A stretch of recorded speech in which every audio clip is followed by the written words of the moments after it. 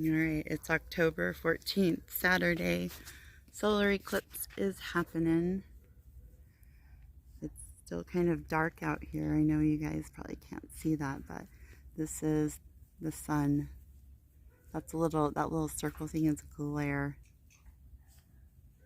Or, yeah, it's a glare. And it's weird, it was a crescent earlier, but it's still happening. Just get perspective. There's my doggies playing. Oh, they love it. That's the front of my house. Anyways, what did you guys think about this solar eclipse? Let me know. I think it's kind of spooky. Just the way everything gets so dark.